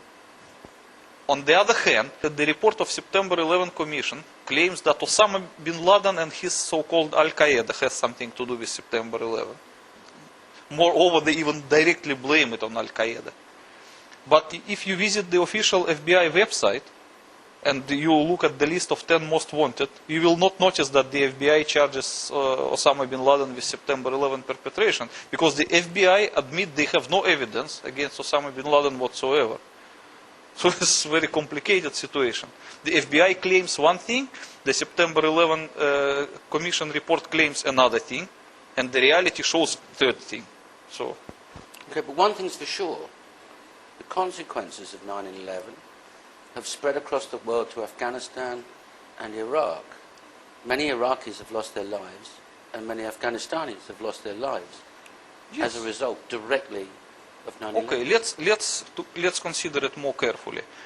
The FBI clearly stated that Osama bin Laden has nothing to do with September 11. At least they don't have any incriminating evidence to charge him as such. And as 10 most wanted person, he is wanted only for the bombings of US embassies in Kenya and Tanzania, but not for the September 11.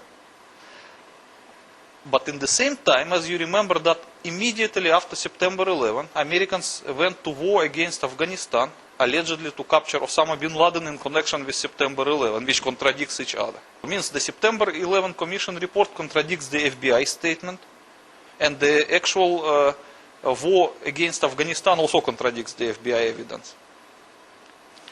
And when we talk about the war in Iraq, it's vice versa. The report of September 11 Commission does not link Saddam Hussein to September 11. Nonetheless, the Americans went to Iraq to fight and to look for the weapons of mass destruction. Which in 8 years they haven't found. Yes, because they don't have any. But still they are looking for it, as you can see. So okay. This is very difficult to answer your question. Okay.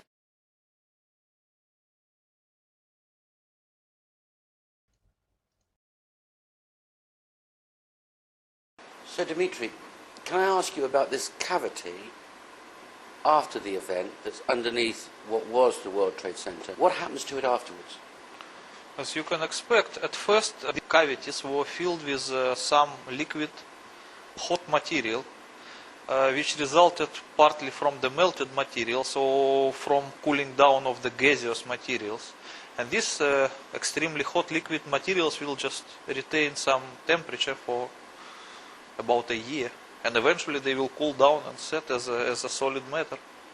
Which explains the molten steel that was found 3 months afterwards.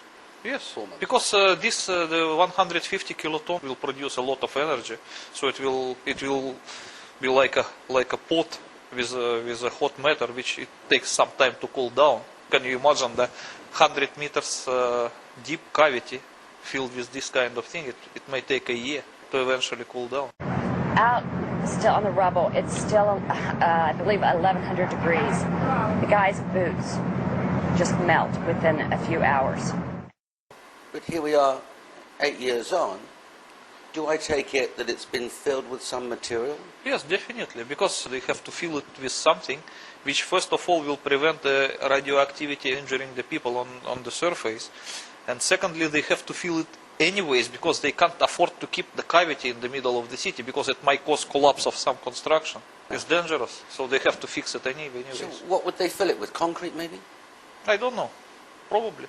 Maybe concrete mixed with something which will absorb the radioactivity. But I don't know, honestly. Okay, let me ask you this question.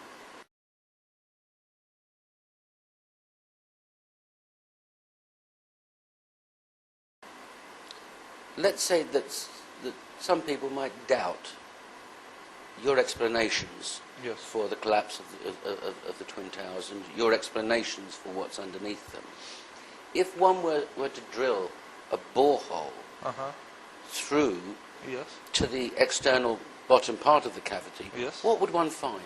They would find the former materials that were firstly gaseous, then liquid, and then become solid, and it will resemble a kind of volcanic glass. Volcanic glass? Yes. Okay, and if that... Because you have to understand one thing. At the epicenter of the nuclear explosion, every materials were overheated to such an extent that they will lose the atomic structure. They will be transformed to plasma. So once these things cool down, it cannot be again steel or concrete. It will be just volcanic glass. Universal matter mixed with everything. Right, but anybody extracting from such a borehole that volcanic glass and analyzing it would find what? They would find that it is a volcanic glass. And it could only be produced in Manhattan. And the volcanic glass is a state of material which was formerly a plasma. Therefore, it could only, it proves... It's a unique material. Yes. Yes. So there could be no doubt as to what happened. Yes, of course. And besides of all, I think besides of that volcanic glass, there would be some materials which will retain the radioactivity. And that could be tested and the radioactivity identified. Of course. And then presumably it could be worked back. Because all those materials that were evaporated and transformed to plasma, they were set as a volcanic glass. But simply liquid materials, they can retain the atomic structure as well as radioactivity. Understood. So once you get to this kind of material, you can test it for radioactivity and you will understand what is this. Understand. Well, let's go back to your comfort zone and let's go back to talking about World Trade Center 1, 2 and 7 sites. Because you express very emotionally in the book how upset you are that a New York City police detective, John Walcott, became ill. You know, many friends of mine suggested that I should write this book a few years ago, but I was hesitating. It doesn't mean that I did not want to say the truth to the public, because whatever I knew about the September 11 and its perpetrators, I honestly reported to the American FBI, and they knew it long before I wrote this book. But they didn't take any action based on my information. They did not even try to arrest the real perpetrators. And eventually, when I found, it was accident. I just found the story of John Walcott somewhere in the internet.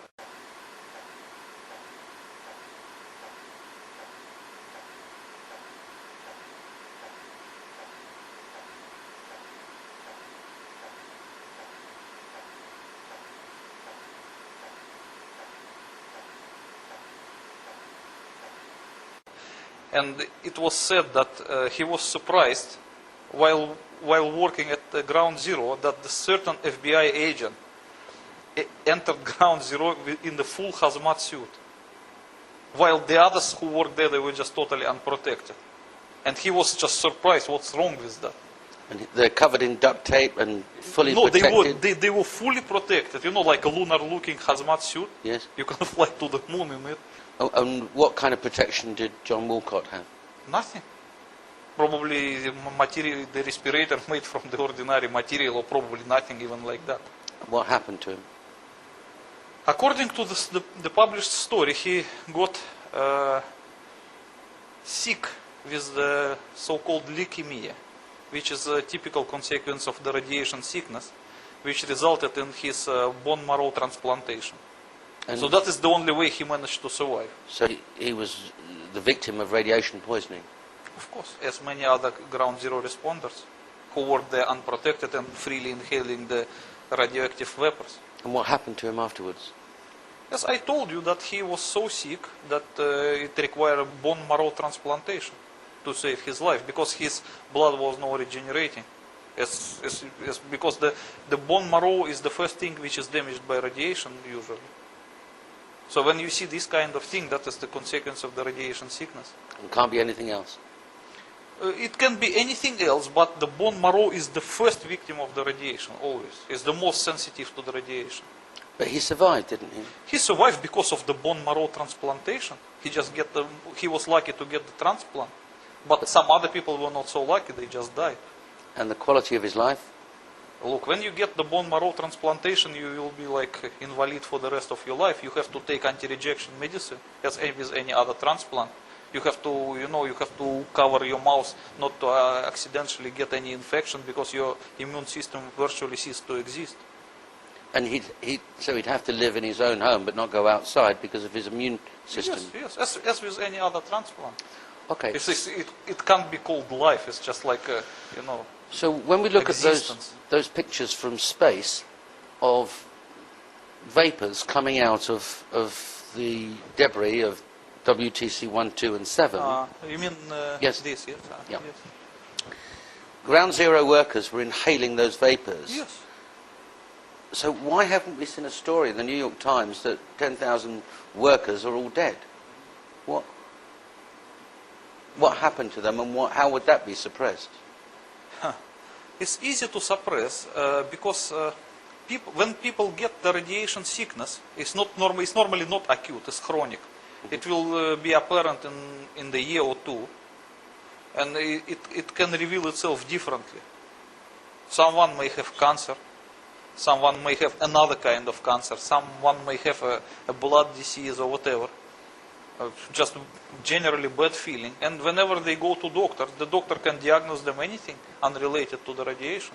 It's easy, and we should presume also that certain doctors appointed to treat ground zero responders, they were part of the cover-up. They have to sign some non-disclosure contract because they understood this is radiation sickness, but they were ordered not to diagnose as such and just to create some story which is easy for doctors. So how did John Walcott's story affect you? How did you feel?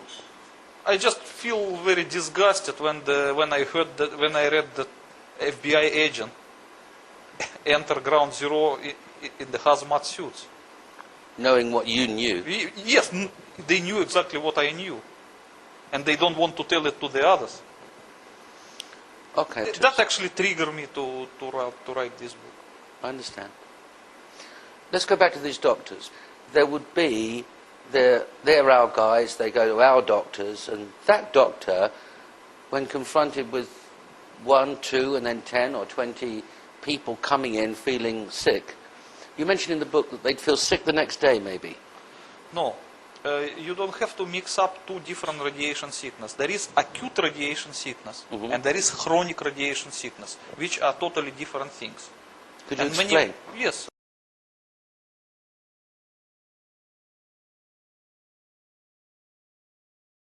You mentioned in the book that they'd feel sick the next day, maybe. No. You don't have to mix up two different radiation sickness. There is acute radiation sickness and there is chronic radiation sickness, which are totally different things. Could you explain? Yes, okay. The people can be subjected to radiation in two different ways. One way is like this. Let's say this is an atmospheric nuclear explosion, which instantly emits a big amount of ionizing radiation to every direction. And let's say that someone is standing in the open and he gets hit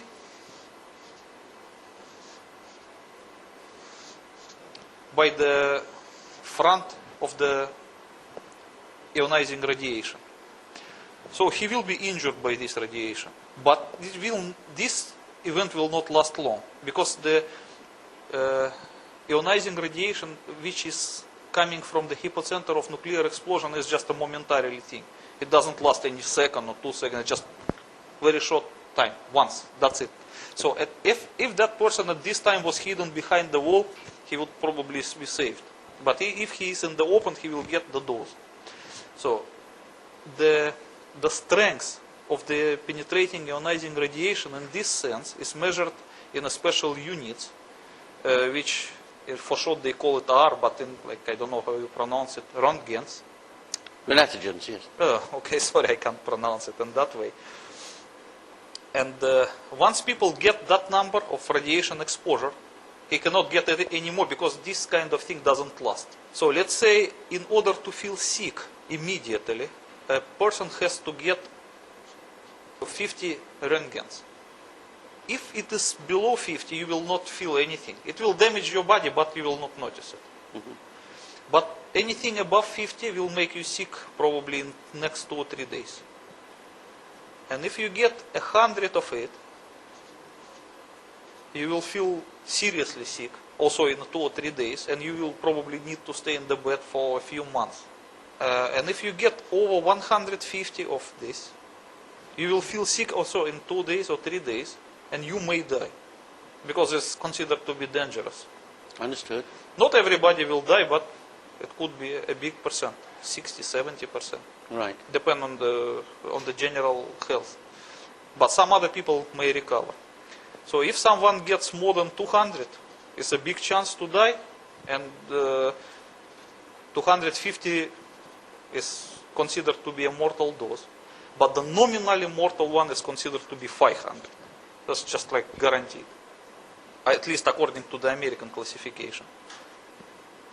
So let's say that someone is already got 50 Röntgens by being subjected to this explosion. Yes. And then he continued to remain in this territory, but the territory was radioactively contaminated by the products of nuclear explosion, like a radioactive dust, yes, or like secondary radiation. So this second effect is being called radioactive contamination. So radioactive contamination is not measured in Röntgens, but in Röntgens per hour. because it lasts a long time. Yes. So let's say that the strength of the radiation is 10 roentgens per hour. So if someone stays there 30 minutes, he will acquire 5 roentgens, in addition to this what he get already. Right.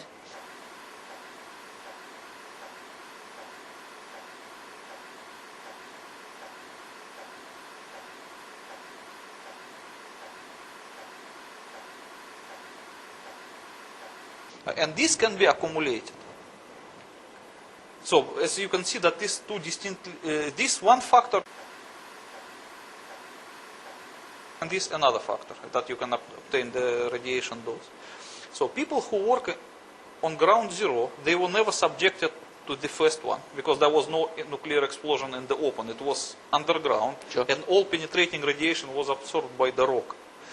So the people on ground zero were subjected only to the vapors which were coming from beneath the earth and probably deposited in some surroundings. And this level of radiation was measured in, as I say, that in roentgens per hour. It could be different. I guess that immediately after explosions, it was hundreds of roentgens per hour, maybe 200. And then the levels of radiation subsided in the first day, and then they subsided more and more and more and more, but they remained dangerous for a few months. It depends on how long time you spend on ground zero. Yes. So the American officials knew that the effects of acute radiation sickness would be noticeable immediately in the next few days, maximum 2 or 3. That's why they knew that they have to make some preventive measures to prevent the workers to obtain more than 50 roentgens of acquired radiation dose. That is why they issued them individual dosimeters. But they didn't say that they are dosimeters. They say that is a certain devices for control that kind of quality of a the mini air. Geiger counter. Yes, it's like described in this article, and you can see in these photographs. It was a very rare article. I also mentioned it in my book. As you can see that someone admitted that during cleanup works on ground zero, there were some alleged air monitors attached individually to everybody in the morning, and which have to be taken from him at the evening for alleged recalibration. Okay, but look, it doesn't look serious. It was just individual dosimeters which were taken every evening to take readings from them and just to calculate the summary radiation doses for each worker. So once the officials appointed to secretly monitor the radiation dose see that someone is acquiring close to the digit that he will soon feel sick, they remove him under some pretext from ground zero. Let's say transfer him to some other work, which is not dangerous in that sense. So they monitor it, and they never allow anyone to accumulate more than 50 roentgens. That is for sure. That's why no one in ground zero suffered from acute radiation sickness. But the chronic radiation sickness, that is another thing. As you know, that radiation has three main parts: gamma radiation, beta radiation, and alpha radiation. So the gamma radiation is a penetrative radiation. Yes. It will penetrate everything, including hazmat suit. So the hazmat suit cannot protect you from gamma radiation. It's the same way it will penetrate it. Sure. So all dosimeters used to measure only gamma radiation as the most dangerous. So let's say that there is a radioactively contaminated area, and some person came there with the dosimeter and he measured the level of radiation, which is 10 roentgen per hour. That is only for the gamma part, not for any other. So because when people go to work there using the means of individual protection, they have to count that the means of individual protection will not help against gamma radiation. So they still have to observe the safe dose. Yes. Okay. But it's not the same thing when it comes to alpha and beta radiation. Alpha and beta radiation, they are more dangerous than gamma, but they cannot penetrate the suit. And sometimes they cannot even penetrate your skin, because the human body is covered by the thin layer of the dead skin, which can stop the most dangerous alpha radiation. But when people work unprotected on ground zero, They will not be injured by gamma radiation because they observe secretly the dosage of the gamma radiation. But the people will still inhale or ingest the radioactive vapor, which contains alpha and beta radiation, which will continue to irradiate them from inside the body. And this causes chronic radiation sickness. The effects will not be immediately noticeable because it's a slow process. But slowly but surely, after 1 or 2 years, their body will be damaged beyond repair by the inner radiation. And this happened because they were not issued hazmat suits. But the FBI agents, they know this. So John Walcott and his friends, yes, at some stage, must have been sitting in front of a doctor who knew exactly what was wrong with him. How they know? Because they were not informed that it was a radiation. But the doctors, they know if they're treating you for a broken arm or radiation sickness, surely. Yes, but they did not treat them for broken arm. They made some other story. They say, for example, let's say that someone gets blood cancer, and it apparently caused by the damage caused by radiation to bone marrow. But the doctor will not confirm that. The doctor will say that, oh, that caused by asbestos or dust. So it's easy to escape.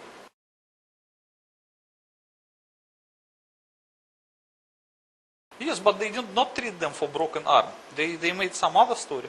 They say, for example, let's say that someone gets blood cancer, and it apparently caused by the damage caused by radiation to bone marrow. But the doctor will not confirm that. The doctor will say that, oh, that caused by asbestos or dust. So it's easy to escape. Well, let's put it this way. Let's say that John Walcott and his colleagues have a reunion every year. And the first year's reunion after September 11, there's 100 people there. And then the next year, there's 96 because 4 of them have died of cancer. And the next year, there's 86 because another 10 have died of cancer. Yes. The story would start to come out somehow. Yes. That's why now there is a big story in New York. These people who suffer from this kind of thing, they try even to sue the government, claiming that the government did not properly inform them about the danger of asbestos dust or some like benzene or whatever. Yes. Anything but except radiation.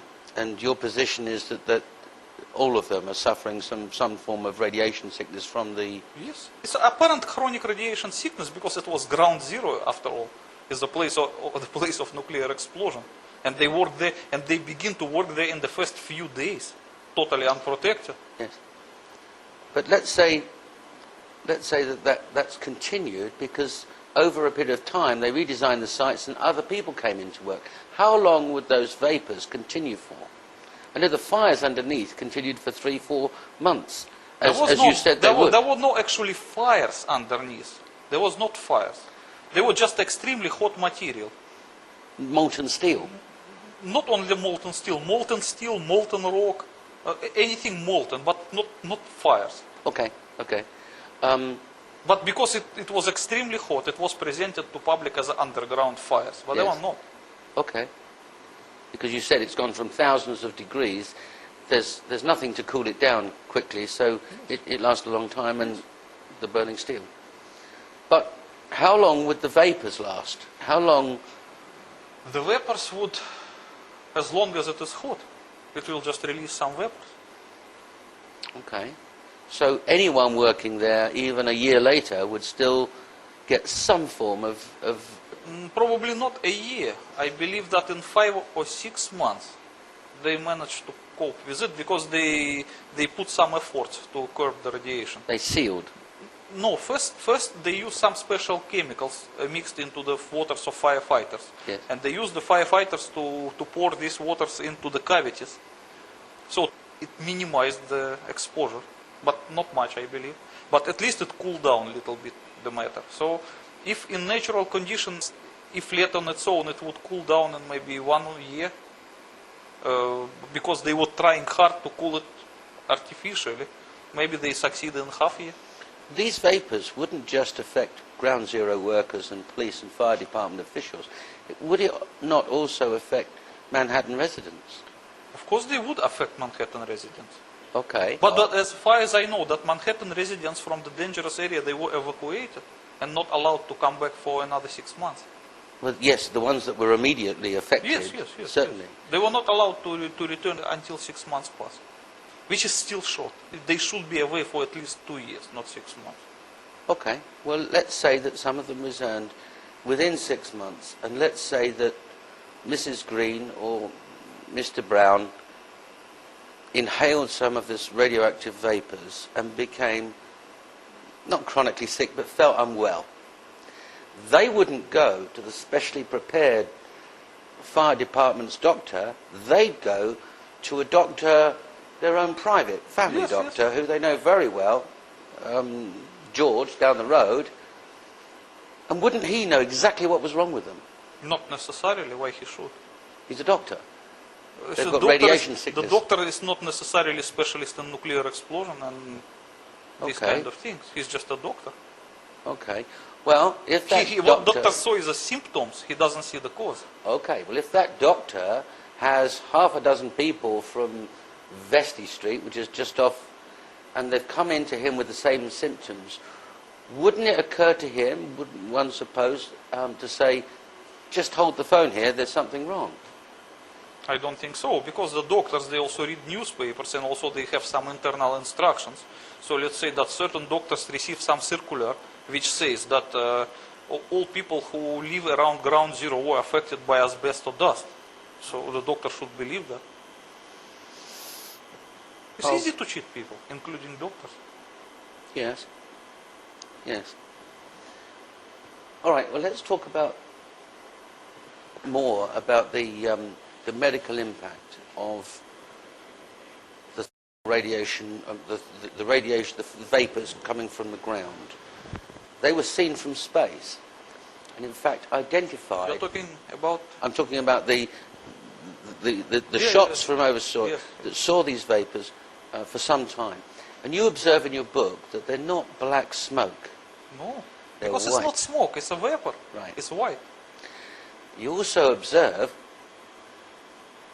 hotspots in precisely the 3 places where you say nuclear devices were activated. One under WT7, yes, we have it. But this is not my observation. I just found it published on the internet by someone else, and I thought that yes, the hotspots, as you see, they exactly correspond with the position of nuclear devices. And in fact, they record temperatures way exceeding the temperatures created by burning kerosene weeks afterwards. Yes. And your position is that there's no other explanation for those hotspots being where they are. You cannot create such a high temperature, 100 meters below the ground, that could sustain itself for a few months, unless you use a thermonuclear explosion of over 100 kilotons. What else it could be? Where you can get such a big energy to sustain these temperatures for such a long time? In fact, I'm glad you mentioned that, because I have here the 9/11 Ground Zero Energy Report. And this was recently published, but it does actually reach the conclusion, interestingly, the same as you. And I'll quote from it.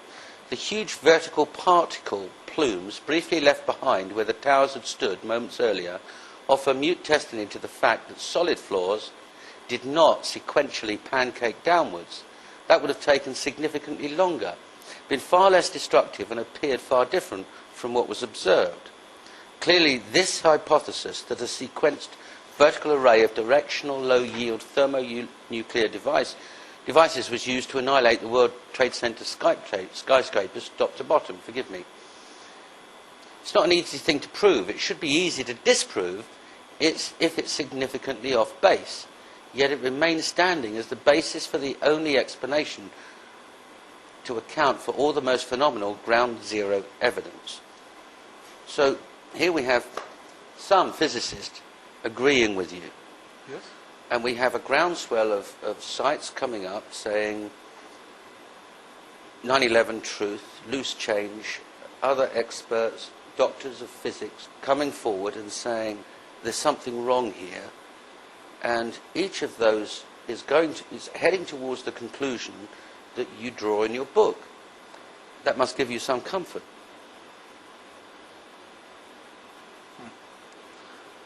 I don't even know how to answer this. If the evidence if the evidence were unsupported by anybody or anything else, and you just published this book and announced to the world, I know what happened and I know who did it, they would laugh at you if nobody had drawn the conclusions that you've drawn, that the 9/11 Commission report is wrong, doesn't address and answer questions that you've answered, and other people are reaching the same conclusions. Yes, of course. There are a lot of people who attempted to search for September 11 truth independently, and they arrived to similar conclusions as mine, with the one difference. They did not know for sure that there was a nuclear demolition scheme of the World Trade Center, while I knew it for sure from my former service in the Soviet military. That makes the difference. So it means they were guessing, and they arrived to the same point. But I didn't need to guess, I know it for sure. But there's something else that makes your book unique. And we'll come to that later, but that is that you are going to name the perpetrators of the 9/11 tragedy. Yes. Thank you.